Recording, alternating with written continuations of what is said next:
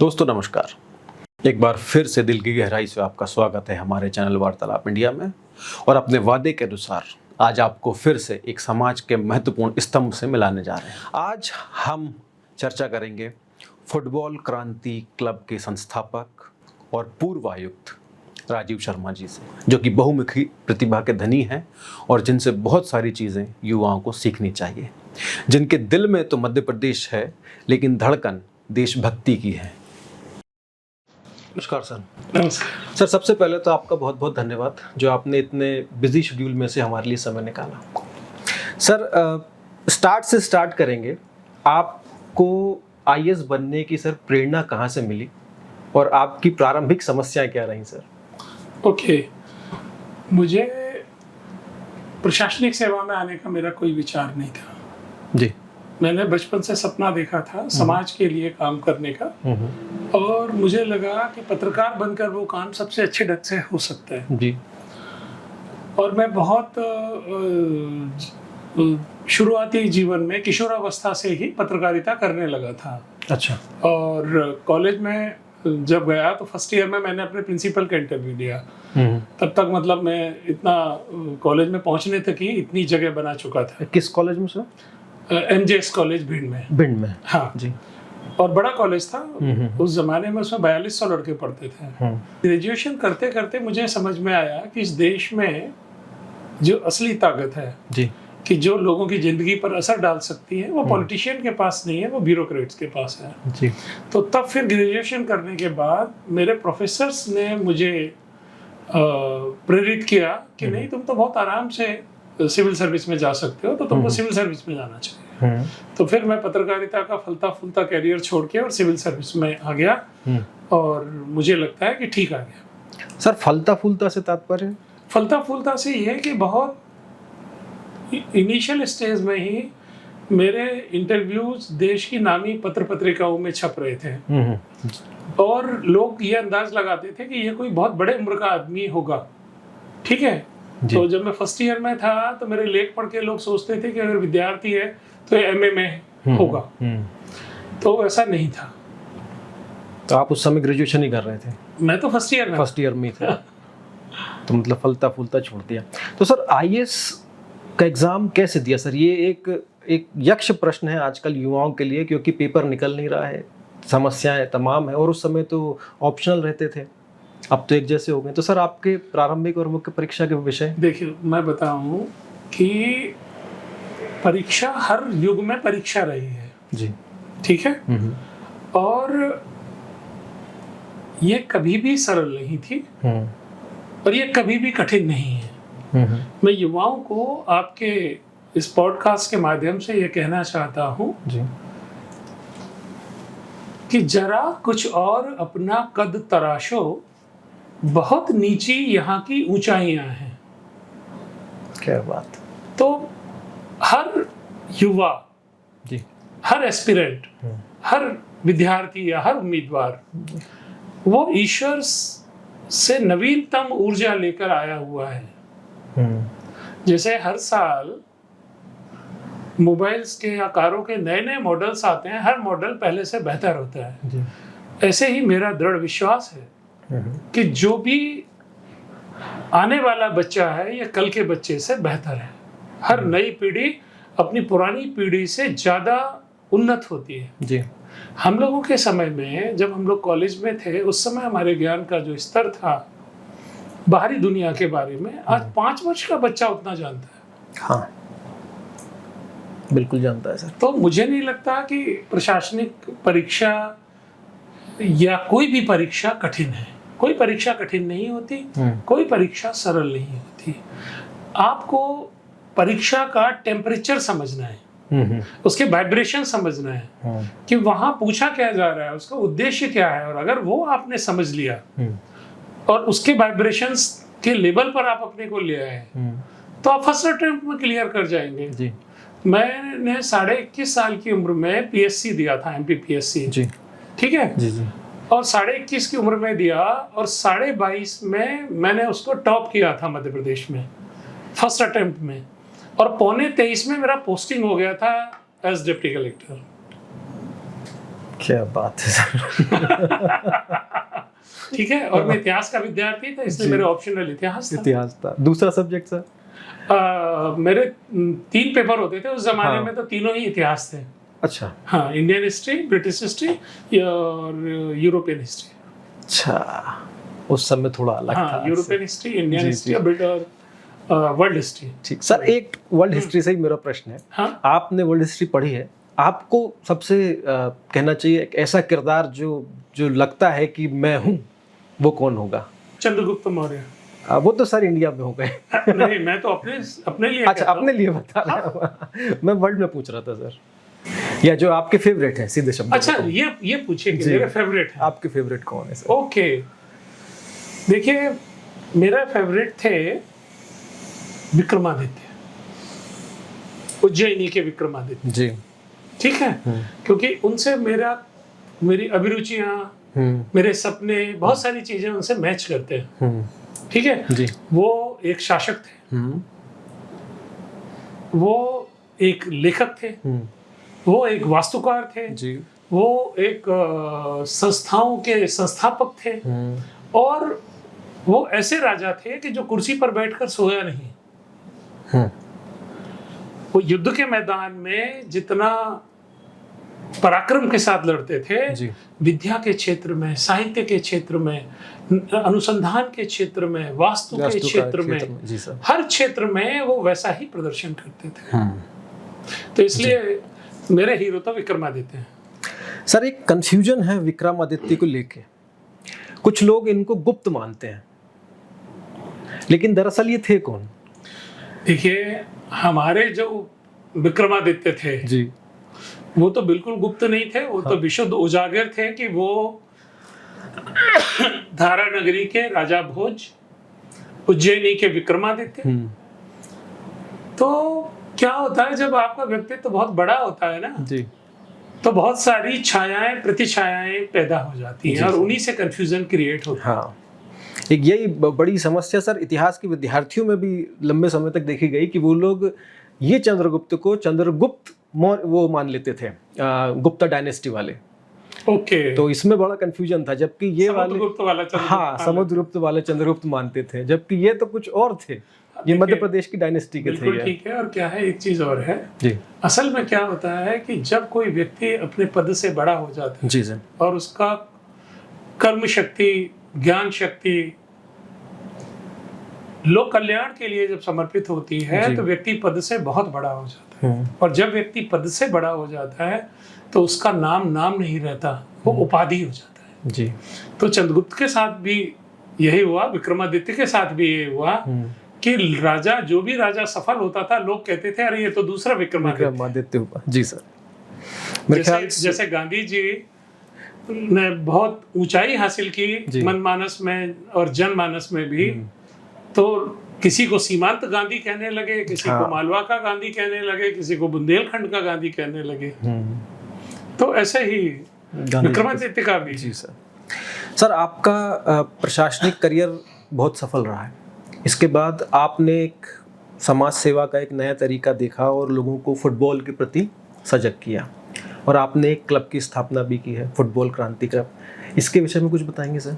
बिल्कुल, ऐसा है कि मैं प्रशासक तो बहुत बाद में बना। समाज के लिए मेरा समर्पण विद्यार्थी जीवन से ही था। जब मैं केवल 12 साल का था तो मैंने अपने दोस्तों के साथ मिलकर और भिंड जैसी जगह में तरुण कला संगम के नाम से एक संस्था बनाई जी। और उस संस्था का काम ये था कि भिंड में जो भी बच्चे किसी भी क्षेत्र में अच्छा करना चाहते हैं तो उनकी पीठ थपथपाने का काम हम लोग करेंगे।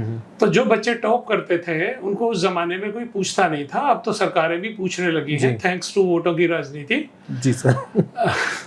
लेकिन उस जमाने में कोई पूछता नहीं था, आप नंबर अच्छे ले आए तो घर वाले आपकी पीठ थपथपा देंगे और मिठाई खिला देंगे, बाकी आप पढ़ो अपना। बस ठीक है, कोई बहुत बड़ी सामाजिक मान्यता या समारोह नहीं होते थे आपके अभिनंदन के।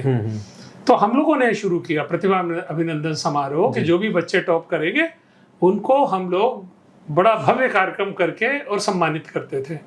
और भिंड में युवाओं में सकारात्मक प्रवृत्तियों के लिए हमारा क्लब अलग अलग तरह की स्पर्धाएं करता था, कभी निबंध, कभी नाटक, कभी गायन, कभी वादन, कभी निबंध प्रतियोगिता। जी जी। तो ये नौकरी में आने के बहुत पहले की बात मैं बता रहा हूँ, और इसीलिए नौकरी में रहते हुए भी मैं जहाँ भी रहा वहाँ मैंने युवाओं को पीएससी कैसे दें, यूपीएससी कैसे दें, बैंकिंग में कैसे जाएं, तो करियर गाइडेंस का काम मैंने हर जगह किया जी। और उस काम को राज्य शासन ने इतनी मान्यता दी कि महाविद्यालयों में आज एक योजना चलती है विवेकानंद करियर गाइडेंस। जी जी सर। वो मेरा ब्रेन चाइल्ड है। ओहो। मैंने एसडीएम रहते हुए जो प्रयास किए थे वो उस समय के उच्च शिक्षा मंत्री श्री रवींद्र चौबे थे, अविभाजित मध्य प्रदेश के। तो उनको बहुत पसंद आया। तो फिर उच्च शिक्षा विभाग ने फिर धीरे धीरे वो चर्चा और सब शुरू हुआ और बाद में वो बाकायदा राज्य शासन ने उसको एक नियमित सेल ही बना दिया जी। तो मैंने सेवा में रहते हुए भी क्योंकि मैं सेवा करने गया था, मैं धंधा करने नहीं गया था। तो जब आप सेवा करने जाते हो तो प्रशासनिक सेवा में भी सफल होते हो क्योंकि आपका मंतव्य सेवा का है। बिल्कुल सीधी सी बात है। और इसीलिए जो मैंने फुटबॉल क्रांति अभियान जो प्रारंभ किया था जी, वो मैंने कमिश्नर रहते हुए प्रारंभ किया था। मैं शहडोल संभाग का आयुक्त था तब मैंने उसको प्रारंभ किया था। तो सेवा में रहते हुए प्रारंभ किया था, सेवा छोड़ने के बाद प्रारंभ नहीं किया। जी। सेवा छोड़ने के बाद बस ये है कि अब मैं मुक्त हूँ कि मुझे किसी सरकार की परमिशन की जरूरत नहीं है। जब आप एक संभाग के कमिश्नर रहते हैं तो संभाग के बाहर जाने के लिए, अपना हेडक्वार्टर छोड़ने के लिए आपको सरकार से पूछना पड़ता है, परमिशन लेनी पड़ती है और वो मर्यादा है और होनी भी चाहिए।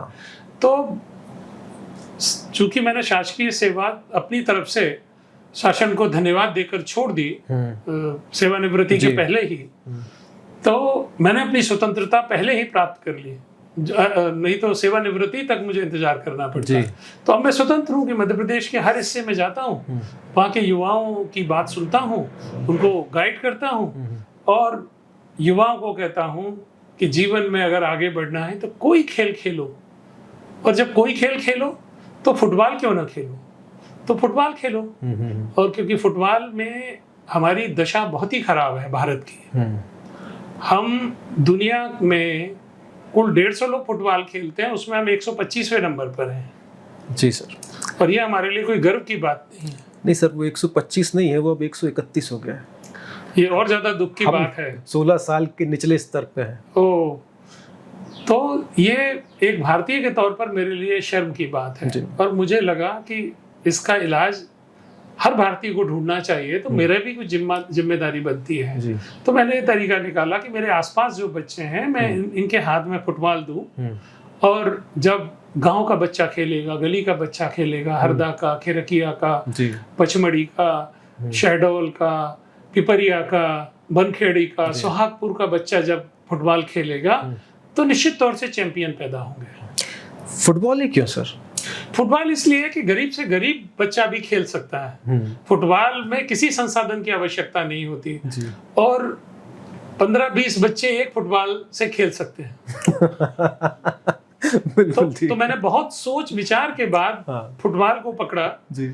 और फुटबॉल खेलने के लिए केवल खेलने की इच्छा चाहिए। पर ये वाकई में एक सर बहुत बड़ी दुर्दशा कहेंगे इसको कि हम हर खेलों में आगे हैं और इतना बड़ा देश जहाँ पे इतने सारे लोग हैं, सारे खेल हो रहे हैं, बावजूद उसके भी फुटबॉल में हम पीछे ही हैं। यद्यपि कि अभी कुछ लीग्स चालू हुई हैं, उस पर अपन चर्चा करते हैं आगे। सर, शहडोल को में उस ग्राम को मिनी ब्राज़ील बनाने की कहानी। देखिए, विचारपुर एक सुंदर सा गांव है जी। जैसे हमारे होशंगाबाद में और हरदा में या बैतूल में आप किसी भी तरफ चले जाओ तो ये जिले नहीं है, ये है भगवान के बनाए हुए बड़े बड़े प्राकृतिक रिसोर्ट हैं ये जी। मंडला, हाँ, डिंडोरी, शहडोल, अनूपपुर, उमरिया, यहाँ तक कि मैं जबलपुर को भी उसी में शामिल करता हूँ कि ये इतनी खूबसूरत जगह हैं कि जब दुनिया भर के पर्यटकों को पता चलेगा कि इतनी सुंदर जगह भी होती है, अमरकंटक जैसी सुंदर जगह भी होती है, पचमढ़ी जैसी सुंदर जगह भी होती है, तब मुझे लगता है कि हमारे इलाके में कोई बेरोजगारी रहेगी नहीं। दुनिया भर के पर्यटक यहाँ टूट पड़ेंगे। यह हमारा फेल्योर है एज ए सिस्टम कि हम अपनी सुंदर जगहों को दुनिया को बता ही नहीं पाए आज तक। एक उदाहरण देता हूँ, जी। मसूरी में आईएएस एकेडमी है। हाँ, लबासना। तो लबासना वाले मुझे अक्सर बुलाते हैं, जो नए बच्चे आते हैं, आईएएस के नए बैचेज आते हैं, तो उनको लेक्चर देने के लिए मुझे बुलाते हैं। 2 साल पहले की बात है कि मैं लबासना में गया और लेक्चर देने, जी। और लबासना में जब मैं पहुंचा तो वहाँ सारी पहाड़ियाँ उजड़ी पड़ी थी, बर्फ जमी नहीं थी उन पर, और हरियाली कोई थी नहीं। तो वो ऐसा लग रहा था कि जैसे कि पता नहीं दुनिया का सारा दुख इन्हीं पहाड़ियों पर और इसी इलाके पर टूट पड़ा है। ये मैं उस मसूरी की कह रहा हूँ जहाँ जाने का लोग सपना देखते हैं। जी जी, जाते भी हैं सर। फरवरी का महीना रहा होगा, फरवरी मार्च का। जब मैं वहां से लौटा और जबलपुर में हवाई अड्डे पर उतरा शहडोल जाने के लिए, तो अपनी गाड़ी में बैठकर जब मैं आगे बढ़ा तो पूरे महाकौशल में तो बसंत राज ऋतुराज छाए हुए थे। चारों तरफ पलाशों का ऐसा सौंदर्य बिखरा हुआ था कि ऐसा लग रहा था कि जैसे ज्वालाएं धधक रही हैं। इतने खूबसूरत पलाश पूरे जबलपुर शहर में, फिर जबलपुर से शहडोल जाने वाले रास्ते पर, और वो वही हाल मंडला का, बैतूल का, होशंगाबाद का, इस पूरे इलाके का होता है। ठीक है, तो मुझे लगा कि अगर हम इसका ठीक से प्रचार कर पाए होते कि भैया अगर बसंत ऋतु क्या होती है जानना है तो आइए मध्य प्रदेश। अगर समझना है कि बसंत में प्रकृति कितने रंग बिखेरती है, इसका सुख लेना है तो आइए जबलपुर, शहडोल, होशंगाबाद, मंडला, सीहोर, जी, तो यहाँ तक कि भोपाल भी। जी जी जी सर, बहुत ऋतुराज का असली जो सौंदर्य है वो इसी क्षेत्र में। बिल्कुल सर, ऐसे ही एक हिडन जेम में हम भी गए थे कुछ दिन पहले पॉडकास्ट करने, कुकरू खामला। अरे कुकरू खामला में गया हूँ, कितनी खूबसूरत जगह है। तो हम भी, खामला है, नैनागिरी है जी, उसी के आगे मुक्तागिरी भी है। वही मुक्तागिरी। तो वहां पे हम लोग भी गए थे सर। वो भी मुक्तागिरी का झरना देखा? सर वो एक्चुअली इतना झरना सब जगह बह रहा था कि हम मध्य प्रदेश के झरने भी बहुत अद्भुत हैं जी सर। और मैं आपके इस मंच से एमपीटी के लोगों को प्रेरित करना चाहता हूं कि मध्य प्रदेश के झरनों को आप दुनिया के सामने रखिए। यहाँ से लेके भोपाल से लेके आप किसी भी दिशा में चले जाएं, आप सागर रोड पे चले जाएं, रास्ते भर झरने हैं। आप विदिशा रोड पर चले जाएं, झरने ही झरने मिलेंगे। आप होशंगाबाद, बैतूल तक चले जाएं, आपको झरने ही झरने मिलेंगे, मुक्तागिरी तक। हाँ सर, ठीक है। और आप जबलपुर की तरफ चले जाएं तो झरने मिलेंगे। आप पन्ना की तरफ चले जाएं तो पन्ना में एक से एक खूबसूरत झरने हैं। तो मध्य प्रदेश के झरने भी बहुत खूबसूरत हैं और इनको और इनका विज्ञापन करने की जरूरत है। हालांकि इससे पहले शिवराज सिंह ने बहुत अच्छे काम किए थे और बहुत नाम भी हुआ था, तो लोग आ रहे हैं सर आजकल देखने में, तो ऐसे ही आ रहे हैं। यद्यपि कि फिर भी हम उतने अपने आप को एक्सप्लोर नहीं कर पा रहे हैं, हमारे लोग हमारे पास आ नहीं पा रहे हैं, हम अपने आप को उतना बता नहीं पा रहे हैं उतने बेहतर तरीके से। बिल्कुल सही सर। हम मिनी ब्राजील पे ही थे सर। अच्छा, हाँ, मैं मिनी ब्राजील पर लौटता हूँ। तो वो जो विचारपुर गांव है, छोटा सा प्यारा सा गांव है, यहाँ से बात अपनी शुरू हुई थी और वहीं से मैं थोड़ा भटक गया था। हाँ। तो विचारपुर में गांव के लोग परंपरा से फुटबॉल खेलते हैं जी। और विचारपुर तो फुटबॉल क्रांति से जुड़कर चर्चित हो गया, लेकिन विचारपुर जैसे 2500 गांव हैं हमारे यहाँ कि जहां पर लोग परंपरा से कोई ना कोई खेल खेलते हैं। आप नरसिंहपुर चले जाएंगे तो पता चलेगा कोई गांव वॉलीबॉल के लिए मशहूर है। हाँ। आप भिंड मुरैना जाएंगे पता चलेगा कि कोई गांव कुश्ती के लिए बहुत मशहूर है। तो ऐसे ही विचारपुर में परंपरा से फुटबॉल थी वहां, और इसीलिए निरंतर खिलाड़ी भी वहां पैदा हो रहे थे और मैदान भी था वहां। तो जब मुझे विचारपुर के बारे में पता चला तो हमारे एक कोच हैं रईस अहमद जी, उनका नाम प्रधानमंत्री जी ने भी मन की बात में लिया। तो वो रईस अहमद गांव के लोगों के साथ मिलकर वर्षों से विचारपुर में फुटबॉल को जिंदा रखे हुए थे कि ये मुफ्त में कोचिंग देते थे वहां, और वहां विचारपुर के जो पुराने खिलाड़ी थे उनका सहयोग था और गांव के लोगों का सहयोग था। तो जब मैंने तय किया कि मैं फुटबॉल क्रांति करूंगा। तो फुटबॉल क्रांति की शुरुआत दरअसल विचारपुर से नहीं हुई। फुटबॉल क्रांति की शुरुआत हुई बीजापुरी गांव से। ये अनूपपुर जिले का गांव है, अमरकंटक के एकदम पास है जी। तो मुझे पता चला कि बीजापुरी के लोग भी हर साल वहाँ फुटबॉल टूर्नामेंट करते हैं। तो मैंने बीजापुरी के लोगों से बात की और बात करने के बाद मैंने कहा कि आप जो टूर्नामेंट करते हैं तो आप इस बार और अच्छे ढंग से करिए, प्रशासन आपको मदद करेगा जी। तो वो बहुत उत्साहित हुए और उन लोगों ने उसका फुटबॉल टूर्नामेंट का नाम ही रख दिया कमिश्नर कप फुटबॉल प्रतियोगिता। अच्छा। मेरे मना करने के बाद भी। ठीक है जी। तो उसके बाद जब मैं वहां गया, मैं और मेरे एडिशनल डीजीपी थे श्री डीसी सागर जी, उनका भी बहुत रोल है, वो हमेशा हम लोग साथ साथ घूमते थे।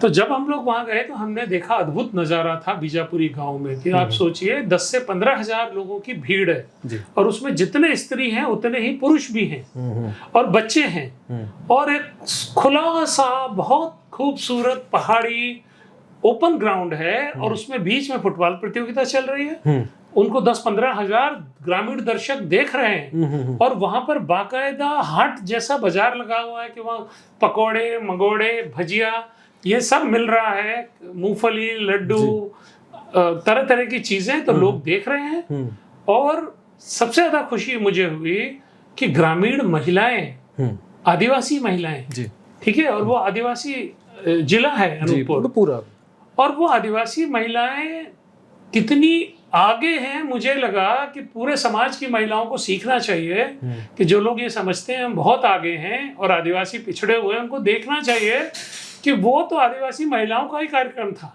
कि वो सबसे आगे थी देखने में, हिपे फुर्रे करने में, उनको बच्चों को सपोर्ट करने में, और लड़कियों की टीमें भी थी। हाँ।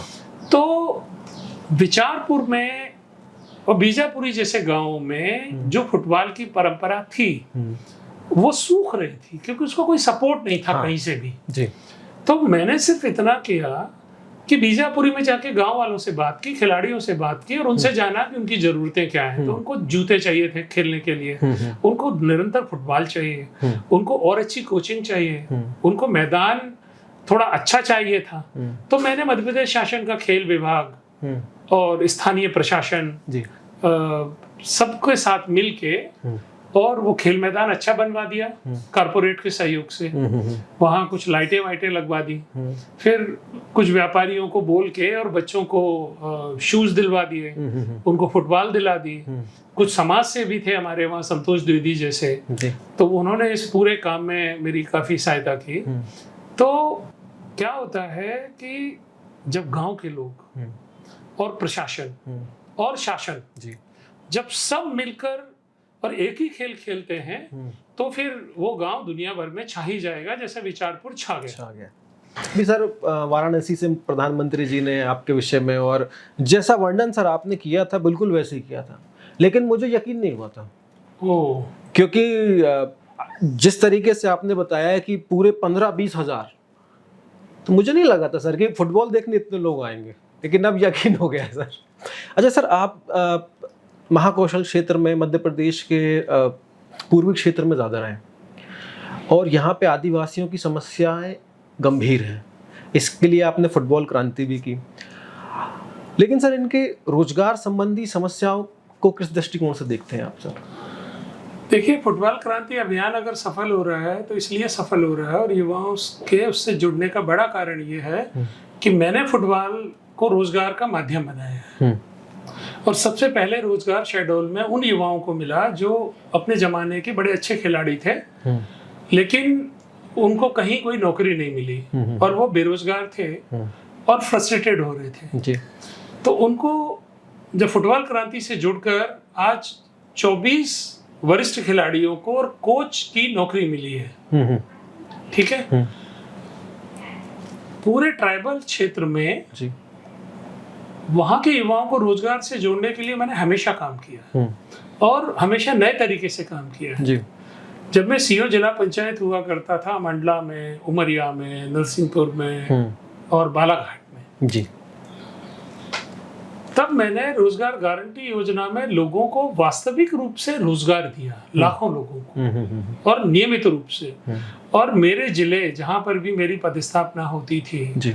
मेरे जिले अक्सर राज्य शासन के लिए शोकेसिंग प्लेस होते थे कि दिल्ली से कोई भी टीम आती थी तो वो हमारे जिले में लाई जाती थी कि वो देखे कि देखो रोजगार गारंटी कितने अच्छे से क्रियान्वित हो रहा है। जी। तो मंडला में, डिंडोरी में, शहडोल में, इस पूरे इलाके में मैं ये बताना चाहता हूँ कि बाकी मध्य प्रदेश को बहुत गलतफहमी है कि ये जिले कोई पिछड़े हुए हैं या यहाँ के लोग कोई पिछड़े हुए हैं। मैंने तो ये पाया कि मंडला हो या शहडोल हो, ये विकास के रास्ते पर सामान्य जिलों से कहीं ज्यादा आगे हैं।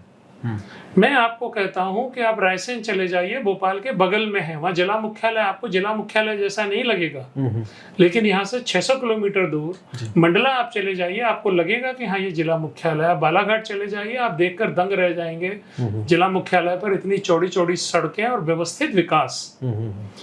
और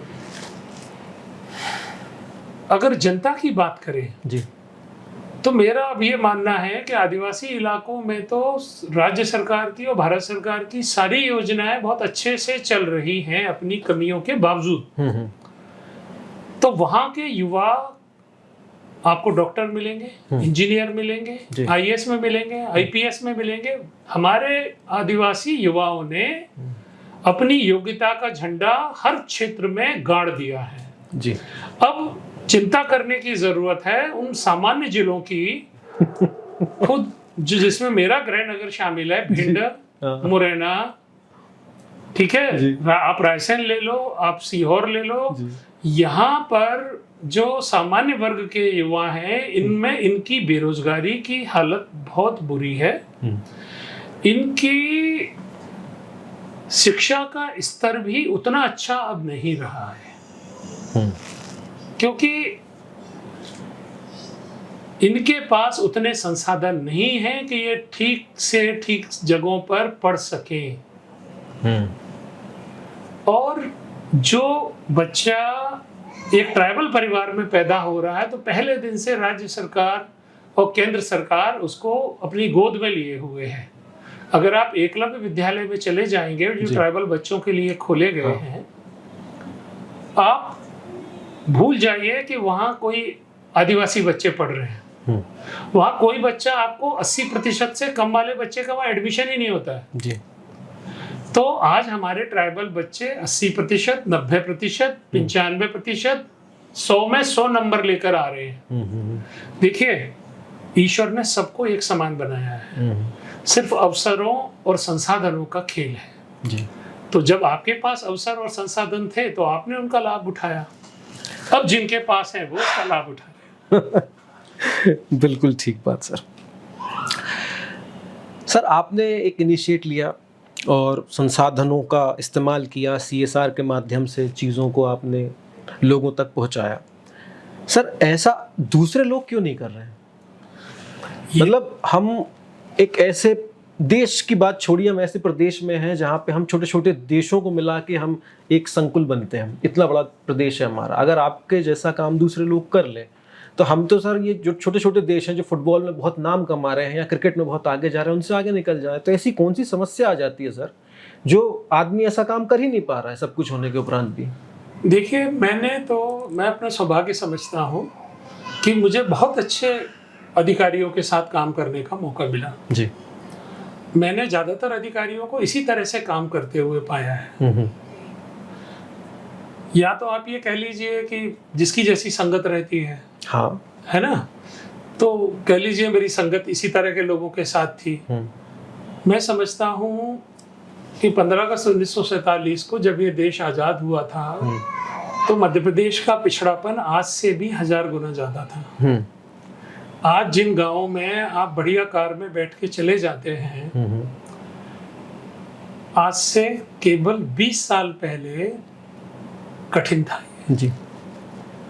जिन गांव में हमारे बचपन में साइकिलें भी 10-20 गांव में 2-4 गांव में साइकिलें होती थी, कार पूरे जिले में एक आध आदमी के पास होती थी। हाँ सर, ये तो सुना है ठीक है? मैंने। हाँ, और मैं तो ये सब देखते हुए बड़ा हुआ हूँ। मेरे पिताजी के पास मोटरसाइकिल थी, हाँ। तो उस मोटरसाइकिल को देखने के लिए लोग आते थे। हाँ, ठीक है, आते थे सर। और वहां से हम वहां आ गए हैं कि आप करंजिया चले जाइए, ठीक है, आप छिंदवाड़ा जिले में बटका खापा चले जाइए, ठीक है, आप किसी भी जिले के छोटे से छोटे गांव में बाबई में चले जाइए। बाबई में पहले क्या मिलता था? अरे सर, अब तो ठीक है, इसमें सेमरी हरसूद में कुछ नहीं मिलता था। पिपरिया में ओशो के जमाने में पिपरिया के लोग बैलगाड़ियों से चला करते थे। ठीक है, आज पिपरिया में सबसे ज्यादा संख्या में मर्सिडीज कार्स हैं। हाँ सर, ठीक है, तो विकास तो हुआ है। हाँ, ये बात हमेशा है कि भाई और ज्यादा हो सकता था और बेहतर हो सकता था। जी नहीं सर, जैसे आपने खेलों को तरजीह दी, हमारी सोसाइटी में सबसे पहली बात तो ये है कि हालांकि अब रोल चेंज हो रहा है, खेलों कूदों वाला सिस्टम बदल गया है, लोग खेलने पे भी फोकस कर रहे हैं, अच्छे से करियर बना रहे हैं, लेकिन फिर भी आज हम सामान्य व्यक्ति को देखें तो खेल उनके लिए मनोरंजन का ही साधन है। लेकिन जिस तरीके से आपने आगे बढ़ाया, मेरा प्रश्न सिर्फ ये है कि हमारा प्रशासन इस ओर इतना ध्यान क्यों नहीं दे रहा है? ये तो जो नहीं दे रहे उनसे पूछना पड़ेगा। हाँ सर, वो तो ये तो वही बता पाएंगे। चलिए खैर, सर आपके फाउंडेशन की बहुत सारी बालिकाएं नेशनल में गई हैं, जिला स्तर पे हैं या अच्छी अच्छी जगह खेल रही हैं। सर, ये वो वर्ग है जो सबसे ज़्यादा शोषित है, इसको फुटबॉल तक लाने का आपका तजुर्बा कैसा रहा? मेरा तजुर्बा बहुत ही सुंदर रहा। असल में मैं मानता हूँ अद्वैत को जी, मैं मानता हूँ भगवान शंकराचार्य को, मैं मानता हूँ विवेकानंद को जी, और इन सबसे पहले मैं मानता हूँ भगवान परशुराम को, और उनसे भी पहले मैं मानता हूँ वेदों को जी। ठीक है, कुल मिलाकर मैं ये कहना चाहता हूँ कि हमारी जो भारतीय परंपरा है ये मनुष्य में भेद नहीं करती जी, इसने कभी भेद नहीं किया। ये सब झूठा प्रचार है कि ये शोषित है, वो पिछड़ा है, ये सब राजनीतिक बकवास है। भारतीय समाज ने कभी अपने किसी हिस्से का शोषण नहीं किया और ना कोई ऊंच नीच थी हमारे यहाँ, ना कोई भेदभाव था जी। देखिए, गलत चीजें थोड़े बहुत समय तक चल सकती हैं, गलत चीजें बहुत लंबी नहीं चलती। अगर हमारी सभ्यता न्याय आधारित और समानता आधारित सभ्यता नहीं होती तो ये कब की खत्म हो गई होती जी। ठीक है, तो मुझे कभी ये नजर नहीं आता कि ये आदिवासी बच्चा है, ये उच्च वर्ग का बच्चा है, ये मध्यम वर्ग का बच्चा है। मुझे सिर्फ बच्चा नजर आता है क्योंकि मैं जिस संस्कृति से आता हूँ उस संस्कृति ने हमको ये सिखाया है कि प्रत्येक कण में ईश्वर व्याप्त है जी। तो अगर प्रत्येक कण में ईश्वर व्याप्त है और हम सब उसी ईश्वर के अंग हैं, हम ईश्वर से बाहर नहीं है। भारतीय परंपरा में हम ईश्वर की प्रतिध्वनि है, हम उसी का अंश हैं। कहते हैं ना कि आत्मा में परमात्मा का वास होता है जी। तो हमारे यहाँ गांव का साधारण किसान भी इसको मानता है। तो जब ये भाव मेरे अंदर मेरी परंपरा ने दिया है, वेद ने दिया है, भारतीय वांग्मय ने दिया है, हमारे ऋषियों महर्षियों ने दिया है, तो मुझे आदिवासी बच्चा नहीं दिखता है, मुझे वो अपना बंधु दिखता है जो भी मेरे सामने आता है। जैसे जब मैं कमिश्नर था तो मैंने एक बार अधिकारियों की बैठक में अपने लोगों को ये कहा, मैंने कहा हमारे यहाँ आवेदन देने के लिए जो लोग आते हैं इनमें जो बुजुर्ग माताएं आती हैं, अगर उनको देखकर हमें अगर ये एहसास नहीं होता कि ये हमारी माँ है जी। अगर इतनी संवेदना हमारे पास नहीं है तो हमें कुर्सी पर बैठने का अधिकार नहीं है। जब मैं कलेक्टर था तब भी मैंने ये परंपरा शुरू की थी जी। कि हम कोई राजा नहीं है कि हम सिंहासन पर बैठे हैं और सामने प्रजा याचक बनकर खड़ी है। तो मैंने शाहजहाँपुर में शुरू करवाया था कि कलेक्ट्रेट में जो भी लोग आएंगे अपना आवेदन पत्र लेकर, पहले उनको सम्मान पूर्वक बिठाया जाएगा जी। फिर उनको कलेक्ट्रेट के हमारे जो साथी हैं वो उनको पानी सर्व करेंगे क्योंकि पता नहीं है कि वो कितने बजे चला है, जी। कितना पैदल चला है, कितने जगह धक्के खाया है, बस में जगह नहीं मिली तो खड़े होकर आया है कि लटक कर आया है, ठीक है। तो उसको कम से कम जब वो शासन के पास आ रहा है और वो स्वामी है, हाँ, तो स्वामी जब सेवक के पास आ रहा है तो स्वामी को पूरा सम्मान मिलना चाहिए। ये भावना प्रशासन के मन में, ये संवेदना होनी चाहिए। इसका मतलब ये नहीं है कि आप सबके पांव छुए, इसका मतलब सिर्फ इतना है कि आप उनकी तकलीफ को समझें। बहुत बार तकलीफ दूर करने के लिए डॉक्टर को इंजेक्शन भी लगाना पड़ता है। जी बिल्कुल सर। तो प्रशासन को कठोर निर्णय भी लेने पड़ते हैं, बहुत बार डंडा भी चलाना पड़ता है। वो भी सेवा का ही हिस्सा है। आपको डंडा भी चलाना पड़े तो डंडा अपने अहंकार के लिए मत चलाइए, डंडा चलाइए असामाजिक तत्वों के दमन के लिए। तो डंडा चलाइए अव्यवस्था को व्यवस्था में बदलने के लिए। जी। आप जाते हैं ना सर नरोना? हाँ जाते रहिएगा सर, जरूरत है इसकी। मैं जाता हूँ। हाँ सर। सर आप एक मतलब एक हाइपोथेटिकल क्वेश्चन है ये, कि क्या हमारे देश में कभी फुटबॉल क्रिकेट के बराबर हो पाएगा? 100% होगा। कैसे सर? देखिए, मैं अकेला ही चला था जानिबे मंजिल, मगर लोग साथ आते गए और कारवां बनता गया। जी। जब मैंने फुटबॉल क्रांति शुरू की थी तो खुद मैंने नहीं सोचा था कि कभी मेरे छोटे छोटे बच्चे और देश के प्रधानमंत्री से संवाद करेंगे। मैंने कभी ये नहीं सोचा था कि ये मेरे छोटे छोटे बच्चे मध्य प्रदेश के मुख्यमंत्री से संवाद करेंगे। लेकिन मैंने और मेरी टीम ने जो कोशिश की, उसका परिणाम आप देखिए कि माननीय प्रधानमंत्री जी ने भी हमारे बच्चों को प्रोत्साहित किया, और देश और विदेश के सारे मीडिया ने मेरे बच्चों की तस्वीरें, चाहे इंडिया टुडे का फ्रंट पेज हो, चाहे बड़े से बड़ा अखबार हो, फुल पेज की स्टोरी हमारे फुटबॉल के बच्चों के ऊपर छापी। मध्य प्रदेश में बहुत सारे लोग हैं जो फुटबॉल को अच्छा करने के लिए काम कर रहे हैं। उनके पास कोई सपोर्ट सिस्टम नहीं है। मैं व्यक्तिगत तौर से जानता हूं कि ग्वालियर में हमारे गोपी दीक्षित जी हैं, रिटायर्ड प्रिंसिपल हैं जी, ठीक है।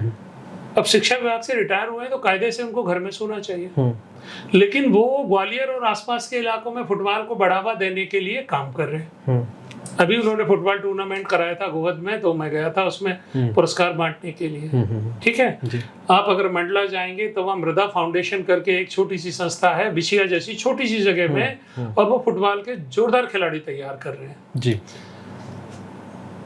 हमारे भिंड में एक लड़का है राजावत, और उसके पास कोई नौकरी नहीं है, प्राइवेट स्कूल में नौकरी करता है और वो बच्चों को फुटबॉल खेलना सिखा रहा है।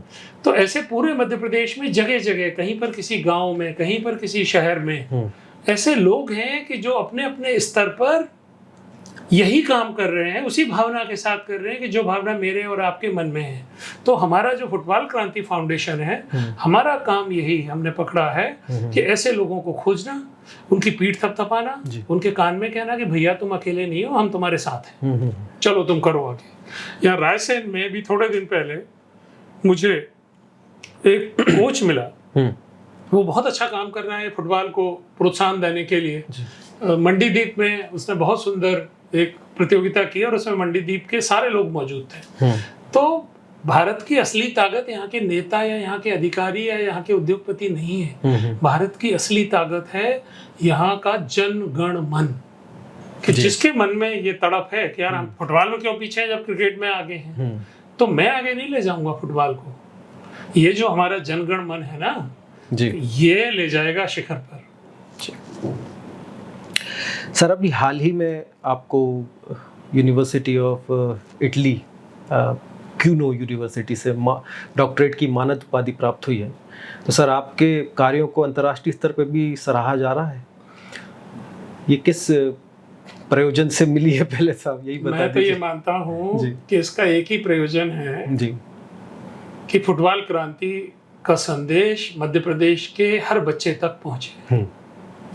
गरीब से गरीब घर में पैदा हुआ बच्चा ये माने कि वो ईश्वर की सर्वोत्कृष्ट कृति है, और जो दुनिया में हम नाम सुनते हैं ना बड़े बड़े फुटबॉल चैंपियंस के, जी। चाहे मैराडोना हो, तो जितने भी मशहूर हैं, चाहे पेले हो, इनमें कोई करोड़पति अरबपति के घर पैदा नहीं हुआ। नहीं सर, सब सामान्य। ठीक है। तो जब ब्राजील जैसे उस जमाने के गरीब देश में, अब तो ब्राजील संपन्न देश है अभी तो, लेकिन उस जमाने के ब्राजील जैसे गरीब देश में एक बेहद गरीब घर में एक पेले जैसा चैंपियन पैदा हो सकता है, तो मेरे बच्चों में क्या कमी है? हाँ सर, कोई कमी नहीं, ये भी कमाल करेंगे। तो ये जो कुन विश्वविद्यालय ने मुझे जो डॉक्टर ऑफ फिलोसफी की जो उपाधि दी है, मैं उनके प्रति आभारी हूँ।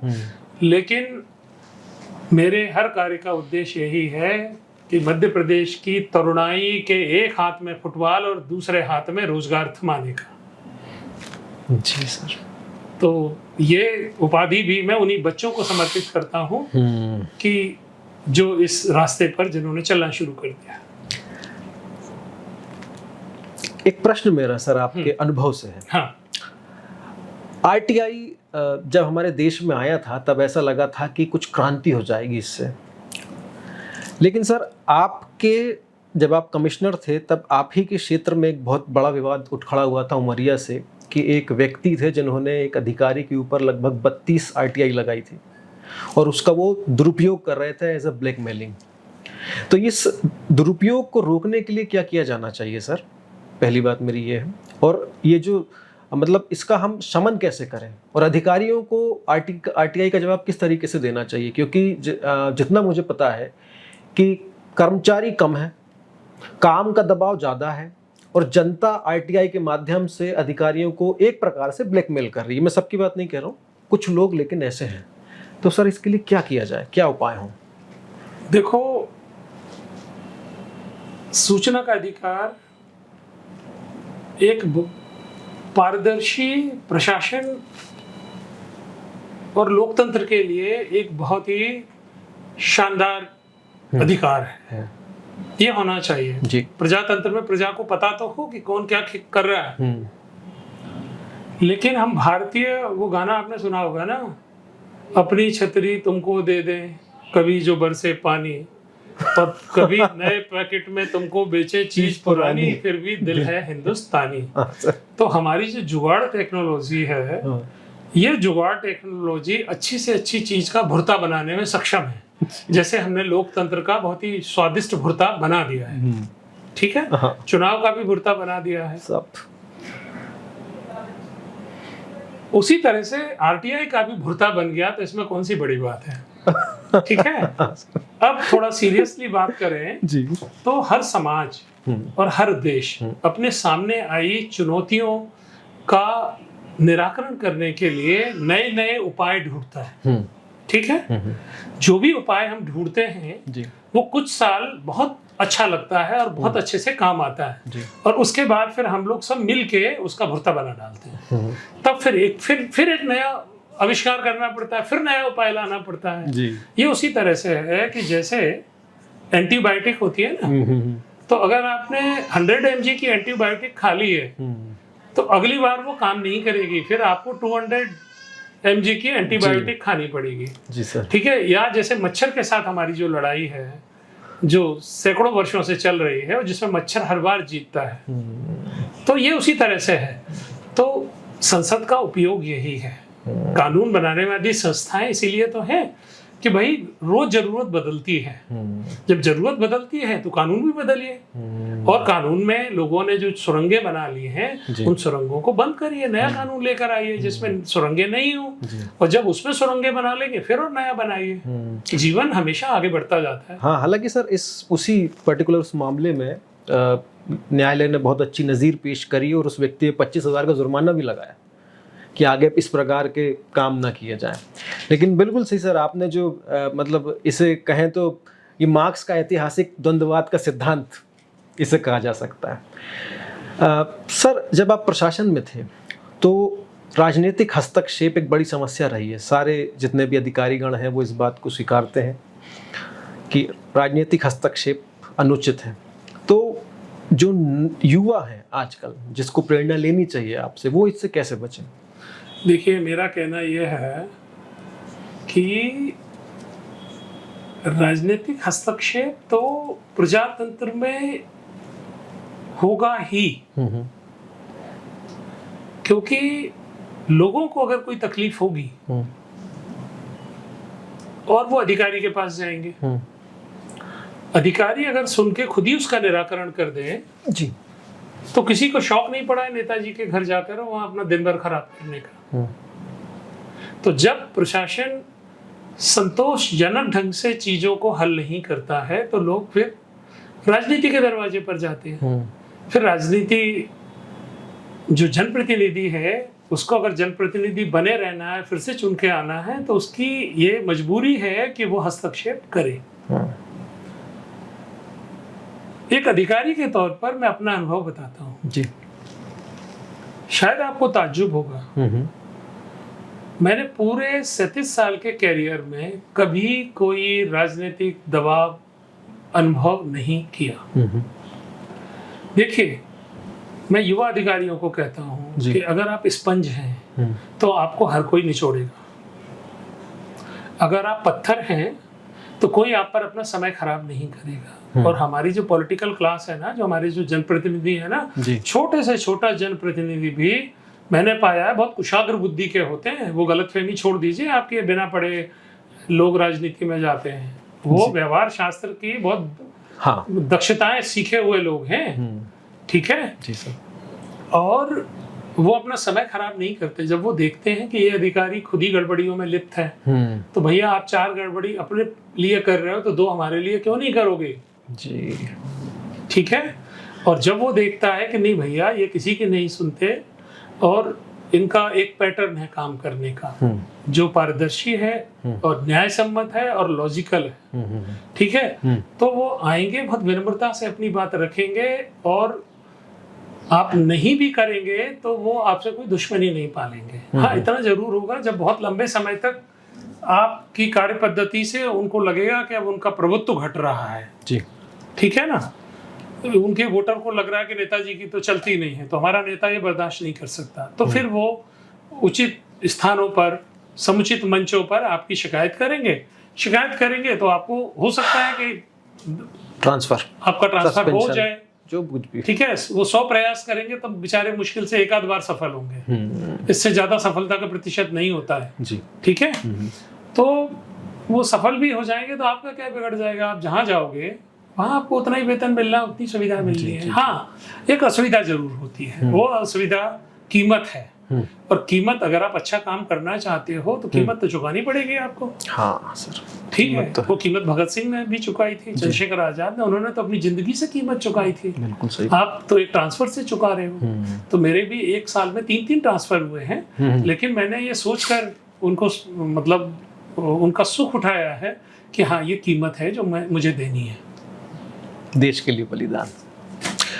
सर, महात्मा गांधी का एक बहुत अच्छा कथन है कि धर्म विहीन राजनीति मृतदेह के समान होती है, लेकिन जब राजनीति धर्म का लबादा ओढ़कर जनता को मैनिपुलेट करने लगे तो प्रशासक का क्या रोल होगा सर?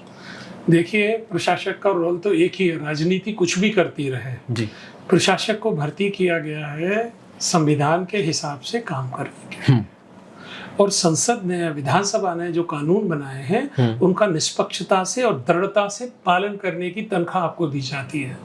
तो आप वो करिए, आपको क्या फर्क पड़ता है कि बहुत ठंड पड़ रही थी या बहुत बारिश हो रही थी। Steel frame of India. Yes ji sir, ठीक, मिल गया आंसर। सर, हम आज़ादी का अमृत महोत्सव मना रहे हैं, बहुत धूमधाम से मना रहे हैं, लेकिन आज भी हमारे प्रदेश में भी, देश में भी बेरोजगारी का स्तर उच्च है, अमीर लोग देश छोड़े जा रहे हैं, इकोनॉमी बहुत संतुलित नहीं है। तो सर, फिर इतने सालों में जो हम इस अमृत जो वर्षा हुई है, ये कहाँ हुई है, और जो विष मिला ये किनको मिला है, बता पाएंगे आप सर? देखिए, ऐसा है कि प्रजातंत्र की सबसे बड़ी ताकत ये है कि शिक्षा का अमृत गांव-गांव में पहुंचा है, बिजली गांव-गांव में पहुंची है जी, पेयजल भी गांव-गांव में पहुंचाने का प्रयास जी, जो भी सरकारें रही हैं उन्होंने किया है, ठीक है, सड़कें गांव-गांव पहुंची हैं। जी, सड़कें तो पहुंची है। तो ये भी प्रजातंत्र ने ही किया है, हमारे शासन ने ही किया है, राज्य सरकार और केंद्र सरकार ने किया है। जी, लेकिन विकास एक ऐसी चीज है कि उसकी मांग हमेशा बढ़ती जाती है। जैसे जैसे विकास होता है वैसे वैसे मांगों का स्तर भी बढ़ता जाता है। जी, पहले जो लोग ये मांगते थे कि भैया गांव तक आने के लिए एक सड़क मिल जाए, अब वो कहते हैं हमारे इलाके में रेलवे स्टेशन क्यों नहीं है। और जहाँ रेलवे स्टेशन है, जैसे मैं शहडोल में था तो लोग कहते थे साहब ये बताइए शहडोल में हवाई अड्डा क्यों नहीं है।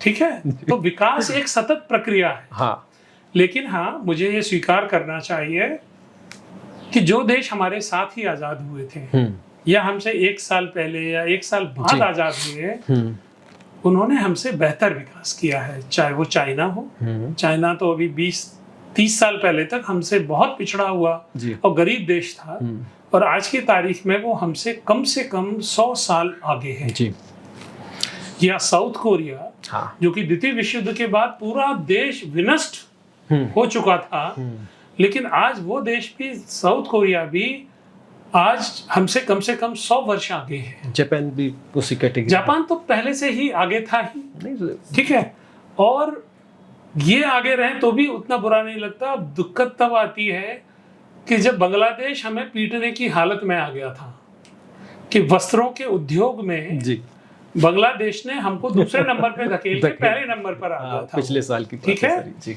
और ये तो उनके अंदरूनी झगड़े भड़क गए, जिससे कि उनकी इकोनॉमी थोड़ा डवाडोल हुई। जी, जी, अभी वियतनाम और ब्राजील जैसे देश वो हमसे आगे निकल गए। उसके पीछे एक कारण है, हम लोकतंत्र की कीमत भी तो चुका रहे हैं। हाँ, हम लोकतंत्र की कीमत भी चुका रहे हैं, जहाँ नेता की मजबूरी है कि बजाय सीरियस काम करने के वो पूरे समय भाषण ही देता रहे, और जो जितनी उपलब्धि है उससे कई गुना बढ़ा चढ़ा कर बताए।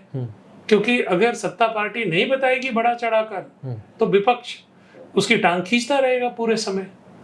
तो हमारे यहाँ देश की जो अधिकांश ऊर्जा है वो राजनीति में और प्रक्रियाओं में खर्च हो रही है, और इसीलिए हम सारी क्षमता होने के बाद भी और संभावना होने के बाद भी हम वहां नहीं हैं जहां हमें बताया जा रहा है। जी, वहां बिल्कुल नहीं है, और इसीलिए बेरोजगारी है। सर एक प्रश्न कई सालों से है कि जब भी कभी कोई डिबेट में देखता हूं तो उसमें कोई प्रश्न पूछा जाता है तो उसमें एक बात आती है कि हमसे मत पूछो, पहले से पूछो। तो सर मतलब आप तो खैर नेता नहीं हैं, आप तो सीधा आंसर ही देंगे कि सत्ता में जो है प्रश्न अगर उससे ना पूछा जाए और अगर हम पिछला कुरेदने चलेंगे तो ये तो बात ही खत्म हो जाएगी, सारी आगे की तो बात ही होना बंद हो जाएगी सर, और कोई अपनी बात स्वीकार करता नहीं है। देखिए, देश को बहुत बड़े सुधार आंदोलन की जरूरत है, और वो सुधार आंदोलन कैसा हो? वो सुधार आंदोलन ऐसा हो कि हम इतना फिसड्डी हो चुके हैं कि हमें शिलान्यास और भूमि पूजन की कोई जरूरत नहीं है। ये मूर्खतापूर्ण काम है जिससे कोई फायदा नहीं होता, और सरकार के रिसोर्सेज खराब होते हैं कि भूमि पूजन, शिलान्यास, अखबार में फुल पेज का विज्ञापन, टीवी पर 24 घंटे हमारे भाषण का सीधा प्रसारण। ये किसी एक राजनीतिक दल की बात नहीं है। एक पढ़ा लिखा आदमी आया था जिसने वादा किया था कि उसकी सरकार दूसरों से अलग होगी। हाँ, ठीक है, ठीक। और बाद में देखा कि वो आदमी भी पूरे फुल पेज के विज्ञापन चला रहा है, वो आदमी भी दिल्ली में सारे होर्डिंग पर कब्जा करके बैठा है, वो आदमी भी चीफ सेक्रेटरी को धमका रहा है कि आपको हमारे हिसाब से चलना पड़ेगा। तो हमें लगा कि अगर एक IIT से निकले हुए आदमी की ये असलियत है तो हमारा गांव का पढ़ा वो तो BA पास सरपंच कौन सा बुरा है। ठीक है, तो जो ढोंग चल रहा है राजनीतिक दलों के द्वारा, जी, सभी राजनीतिक दलों के द्वारा ये ढोंग चल रहा है कि सबसे उजली मेरी शर्ट। ठीक है, ये नौटंकी बंद करने की जरूरत है। सर इसमें सोशल मीडिया का कितना योगदान मानते हैं आप? देखिए, सोशल मीडिया तो एक मंच है, तो कुश्ती लड़ने वाला आदमी हर मंच पे आता है जी, ठीक है, तो वो सोशल मीडिया को क्यों छोड़ेगा? वो सोशल मीडिया पर भी लड़ेगा। और सोशल मीडिया दुधारी तलवार है। यहाँ पर झूठ फैलाने वाले यहाँ से झूठ फैलाते हैं, ट्रोल करने वाले यहाँ से ट्रोल करते हैं, अफवाह फैलाने वाले अफवाह फैलाते हैं। लेकिन बहुत से ऐसे लोग हैं जो बहुत अच्छा काम कर रहे हैं और वो अपने अच्छे काम को सोशल मीडिया के माध्यम से लोगों को बताते हैं। सर, भी स्वतंत्रता दिवस आने वाला है, इस पे सर जो सो कॉल्ड व्हाट्सएप यूनिवर्सिटी है उस पर कुछ बातें फैली थी कि 99 साल की लीज पे हिंदुस्तान को ब्रिटेन से प्राप्त किया गया है। इस पे बड़ा मजाक भी उड़ा था, विवाद भी हुआ था। इस प्रकार की भ्रांतियां सर जो लोग फैला रहे हैं, या जो भी कह लें, हम इसको किसी का नाम नहीं लेना चाहिए, लेकिन इसको सरकार को रोकने के लिए या प्रशासन को रोकने के लिए क्या करना चाहिए इसको सर? देखिए, सरकार ने सिस्टम बना रखे हैं। सोशल मीडिया के सारे प्लेटफॉर्म के ऊपर सरकार का बराबर दबाव होता है, प्रशासन का भी दबाव होता है जी। हर जिले में एक लैब होती है पुलिस में, जो जिले भर के सारे सोशल मीडिया प्लेटफॉर्म पर नजर रखती है। और उसको राज्य स्तर पर भी उसका एक मुख्यालय होता है जी। तो सरकार के पास जितने भी संसाधन है, सरकार उन संसाधनों का उपयोग करके निरंतर ये जानती है कि सोशल मीडिया पर क्या चल रहा है। और फिर जो भी चीज वहाँ देश विरोधी या समाज विरोधी होती है, जिसको उस समय की सरकार मानती हो समाज विरोधी, ठीक है जी, तो उसका खंडन तत्परता से होता है, कार्रवाई भी होती है। हाँ। जो अफवाह फैलाते हैं उनको जेल भी भेजा जाता है। तो सरकार तो अपना काम करती है। ठीक सर। सर, आपने जब वीआरएस लिया था तब आपका मैंने वक्तव्य पढ़ा था कि मैं अभी प्रशासनिक मान्यताओं में हूँ, मर्यादाओं में हूँ, और मैं एक स्वतंत्र जीवन जीना चाहता हूँ और अपने कामों को और बेहतर तरीके से करना चाहता हूँ। सर, कर पा रहे हैं सर आज आप? बिल्कुल कर पा रहा हूँ। जैसे मैं मतलब बेहद खुश हूँ। मुझे नौकरी करना कभी भी पसंद नहीं था, ठीक है जी। तो इसलिए जब मैंने वीआरएस लिया तो मुझे वही अनुभूति हुई जो बच्चे को स्कूल की छुट्टी होने पर होती है, ठीक है या पक्षी को पिंजरे से बाहर आने पर होती है जी। ठीक है जी। क्या है कि हमारे प्रशासन आज भी अंग्रेजों के जमाने के कानून से चल रहा है और सारे कानून सरकारी आदमी के लिए ही हैं। इस देश में और तो कोई कानून मानता नहीं है। हाँ। ठीक है कि आपको अगर कोई खरीदी भी करनी है तो आप सरकार से अनुमति लेकर करेंगे, कुछ बेचना है तो सरकार की अनुमति जरूरी है। एक मजदूर आदमी भी चाहे तो एक मोटरसाइकिल, सेकंड हैंड मोटरसाइकिल आराम से खरीद सकता है और आराम से बेच सकता है, उसको किसी की परमिशन की जरूरत नहीं है। लेकिन अगर वही आदमी अगर सरकारी नौकरी में है तो उसको इस सड़ी सी चीज के लिए भी लिखित में परमिशन लेना है और बिना परमिशन के वो कर नहीं सकता। तो सरकारी नौकरी की जो मर्यादाएं हैं उनको देखने की जरूरत है, उनमें संशोधन की जरूरत है। कहीं वो हास्यास्पद है और कहीं मूर्खतापूर्ण है जी। तो उन सबसे पीछा छुड़ाकर मुझे तो बहुत अच्छा लग रहा है और मैं स्वतंत्रता पूर्वक जो चाहूं वो कह सकता हूं। अब मैं स्वतंत्र देश का संप्रभु नागरिक हूं। मेरी संप्रभुता मुझे वापस मिल गई है जी। ठीक है, मुझे अब ये नहीं सोचना पड़ता कि इससे सरकार नाराज होगी कि अधिकारी नाराज होंगे। हाँ। ये मुझे नहीं सोचना पड़ता। फिर 24 घंटे का तनाव नहीं है कि इस गांव में आग लग गई, वहां बस पलट गई, यहाँ 10 लोग मर गए, वहां प्रधानमंत्री जी आ रहे हैं, यहाँ राष्ट्रपति आ रहे हैं। तो इस तरह के चीजों से मुक्त होकर मुझे अच्छा ही लग रहा है और मैं अपना कार्यक्रम अपनी मर्जी से बनाता हूँ। गांव में जाता हूँ, जहाँ हस्तक्षेप करने की जरूरत रहती है वहाँ हस्तक्षेप करता हूँ और मैं उसको अच्छे से कर पा रहा हूँ। मतलब मुझे स्वीकार करना चाहिए कि मैं अपने आप को खुशकिस्मत महसूस करता हूँ नौकरी छोड़कर। चलिए सर, ईश्वर में आस्था तो आपकी बहुत है सर। ओशो के विचार से कितने सहमत हैं सर आप? ओशो की जो विचारधारा हमारी संस्कृति को लेकर थी या उनका जो बेबाकपना था, जो स्पष्टवादिता थी, आप उससे कितने सहमत हैं? देखिए, ऐसा है कि भारत तो हमेशा से ऋषियों, महर्षियों, चिंतकों और विचारकों की भूमि रहा है। जी। हम शास्त्रार्थ का देश हैं। हम कभी लठैती का देश नहीं रहे, हम कभी तानाशाहों का देश नहीं रहे। जी। जब जिसने भी तानाशाह होने की कोशिश इस देश में की है, इस देश ने उसे कूड़ेदान में पहुंचाया है और आगे भी पहुंचाता रहेगा जी। ये शास्त्रार्थ का देश है और ओशो को मैं उसी परंपरा का एक अंग मानता हूँ कि जो सच है उसे कहो, जितनी बार कहना पड़े उतनी बार कहो, खुलकर विचार करो, खुलकर जियो और प्रत्येक प्राणी में परमात्मा का दर्शन करो। मैंने ओशो का बहुत अध्ययन किया है और ओशो के ऊपर मेरी एक किताब भी आने वाली है। जहाँ ओशो का बचपन कटा उस गाडावारा में मैं एसडीएम हुआ करता था और वहाँ एसडीएम रहते हुए मैंने अपने व्यक्तिगत जीवन से समय निकालकर ओशो के बचपन के जितने दोस्त उस समय जीवित थे जी। उनके साथ घंटों सत्संग किया, उनके इंटरव्यूज लिए, उनसे जानने की चेष्टा की कि कोई आदमी कैसे ओशो बनता है, ओशो पैदा होता है कि ओशो बनता है।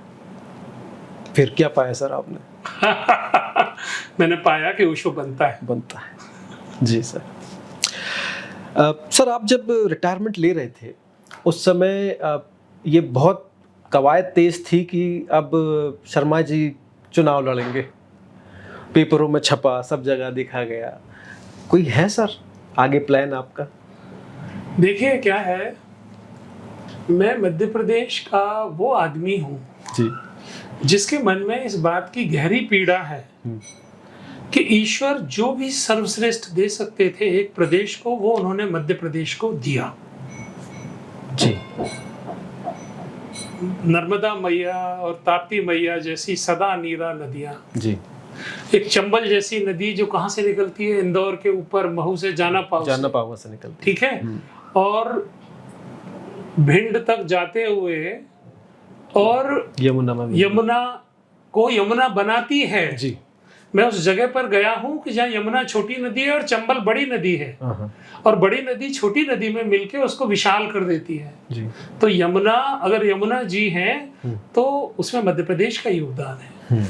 और मैं आपके माध्यम से, इस पॉडकास्ट के माध्यम से ये बताना चाहता हूँ कि हम पूरे देश को पानी पिलाते हैं।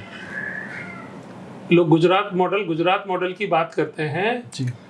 अगर मध्य प्रदेश अपना पानी रोक देना तो गुजरात को पसीना आ जाएगा। जी सर।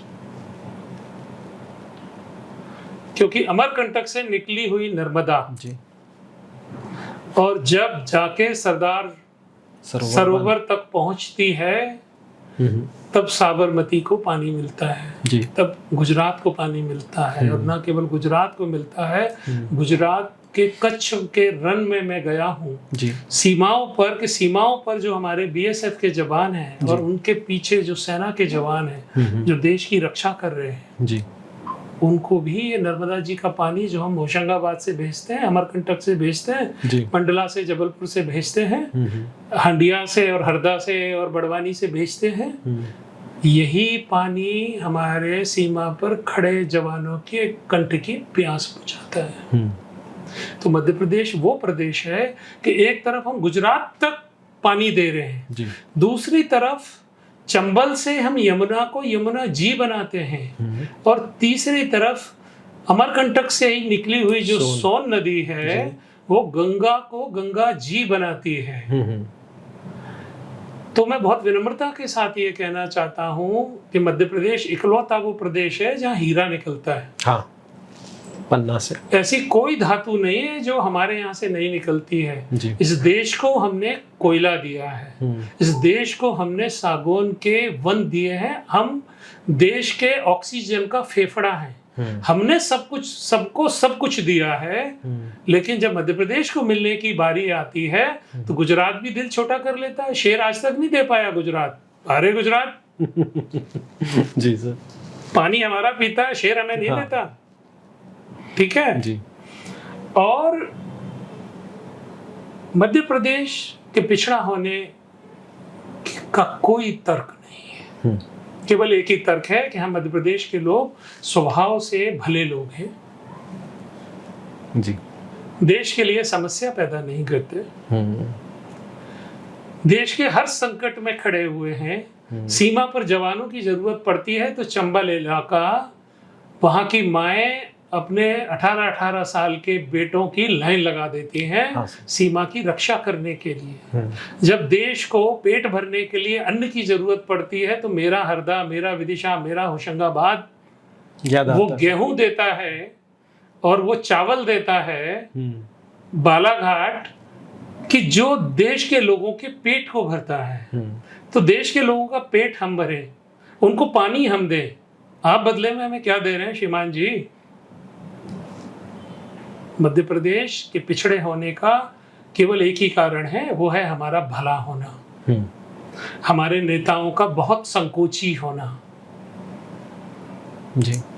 और हमारी प्रशासनिक मशीनरी का मध्य प्रदेश के बारे में अज्ञानी होना, इसकी क्षमताओं के बारे में अज्ञानी और आलसी होना। प्रश्न मेरा वही है सर। तो मध्य प्रदेश के एक बेटे के तौर पर जी मैं किसी भी चुनौती का सामना करने के लिए तैयार हूँ। जी, बस सर यही सुनना था। सर दरअसल ज़रूरत तो आपके जैसे की लोगों की ही है, लेकिन प्रजातंत्र की अपनी समस्या है। पर एक और प्रश्न है मेरा कि कार्यपालिका, विधायिका और न्यायपालिका, देश के ये तीनों प्रमुख स्तंभ हैं, खबरपालिका चौथा है। हम इनमें से क्या सुधारें या इनमें सब में सुधार की आवश्यकता है जिससे देश एक बेहतर देश बने? देखिए, इनमें सब में सुधार की आवश्यकता है, लेकिन आपके चैनल पर मैं ये कहना चाहता हूँ जी कि हम सुधरेंगे, युग बदलेगा। हम नहीं सुधरेंगे, युग नहीं बदलेगा। जी। आप नेता को गाली दें या अधिकारी को गाली दें या खबरपालिका को गाली दें, इससे कुछ नहीं सुधरने वाला है। सुधार की शुरुआत जनता को करनी पड़ेगी। जब आम लोग ये सोच लेंगे कि मैं गड़बड़ी नहीं करूंगा, तो खबरपालिका भी सुधर जाएगी, जी। नेता भी सुधर जाएगा, अधिकारी भी सुधर जाएगा। और ऐसा नहीं हो सकता कि समाज में गड़बड़ी मची रहे, समाज महिलाओं का सम्मान ना करे, समाज कानूनों का पालन ना करे और ये सोचे कि हमें पुलिस अधिकारी बहुत अच्छे मिल जाएं, तो ये संभव नहीं है। ठीक है, जब तक गांजा पीने वाले लोग रहेंगे तब तक गांजे के तस्कर बने रहेंगे। बिल्कुल सही बात सर। सर आप लेखक भी हैं, हाँ। फोटोग्राफर भी हैं, कवि भी हैं। सर आप अभी क्या लिख रहे हैं कुछ? अभी मैं सम्राट सहस्त्रबाहु की जीवन गाथा लिख रहा हूँ।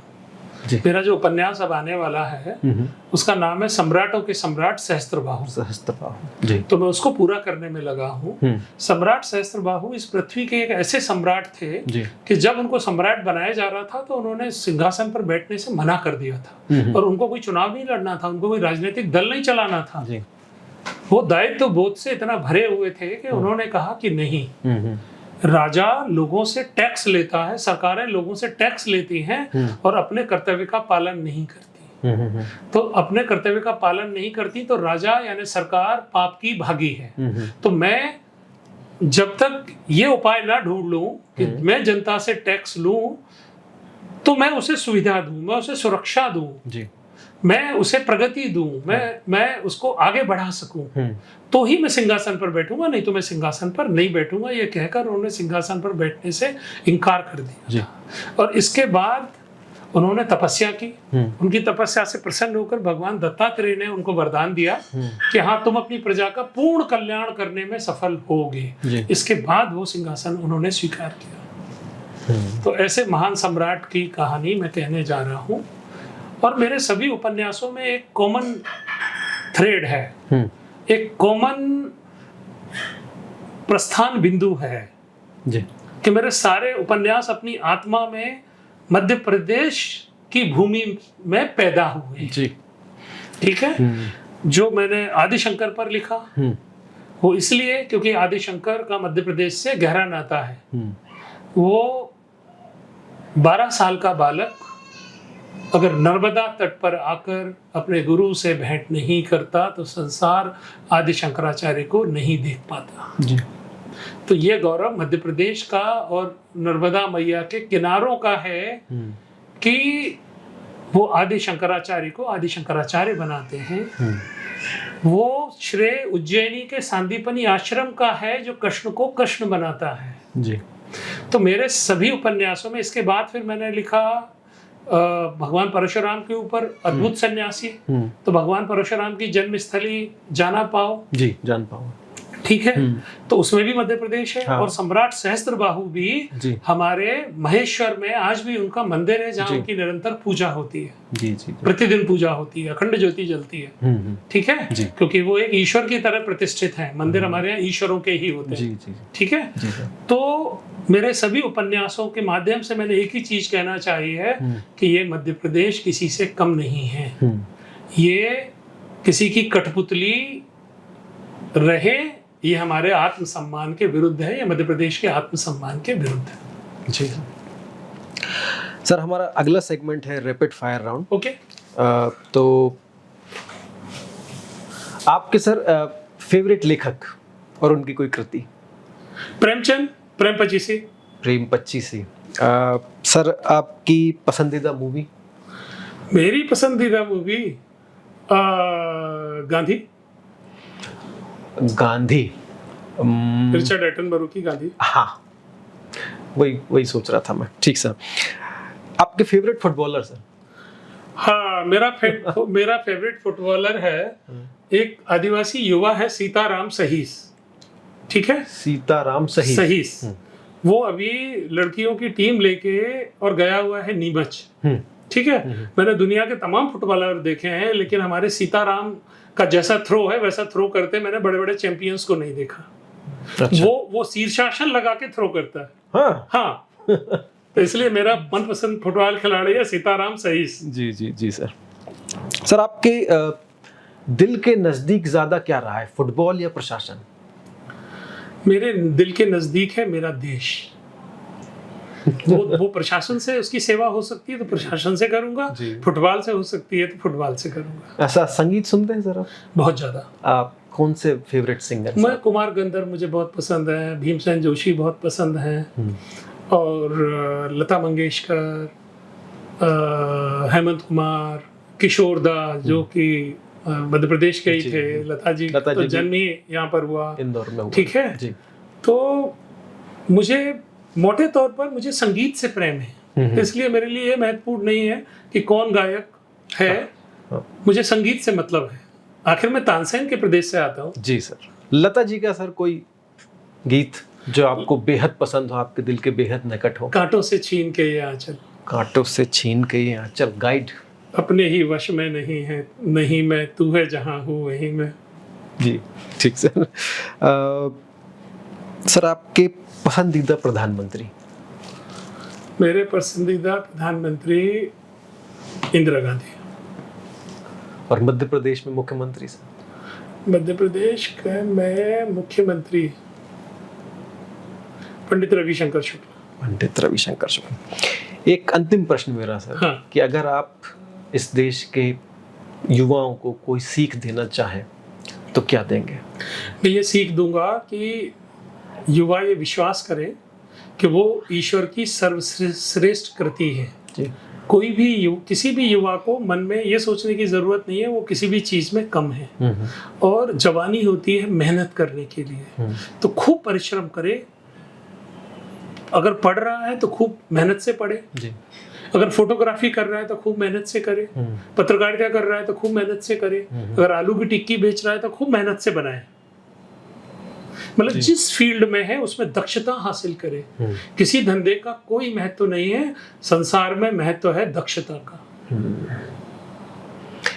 सर आपने आज जो इतना अमूल्य समय हमें दिया सर, इसके लिए बहुत बहुत धन्यवाद एक बार फिर से आपका। Thank you. तो ये सर ने जो अभी बात कही कि ज़िंदगी में इतनी शिद्दत से निभाओ अपना किरदार कि पर्दा गिरने के बाद भी तालियां बजती रहे, आज हमारे साथ मौजूद थे राजीव शर्मा जी। तो अगर आपको हमारा पॉडकास्ट पसंद आया हो तो कृपया कर हमें लाइक करें, शेयर करें और सब्सक्राइब करें। धन्यवाद।